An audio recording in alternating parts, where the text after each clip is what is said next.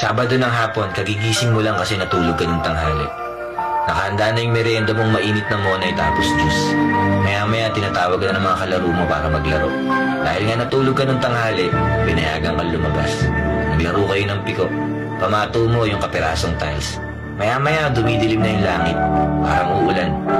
Nag-drawing kayo ng araw sa kalsada para hindi tumuloy yung ulan. Akalain mo yun, hindi talaga tumuloy yung ulan. Pagkatapos nyo magpiko, naglaro naman kayo ng tumpang preso. Gamit nyo maliit na latang Alaska. Maya-maya kumakagat na yung dilim. Nagsimula na rin kayo maglaro ng taguan. Hanggang sa unti-unti nang tinatawag yung mga kalaro mo para umuwi. Hanggang sa may tumawag na rin sa'yo. Nalungkot ka kasi akala mo pauuwiin ka na.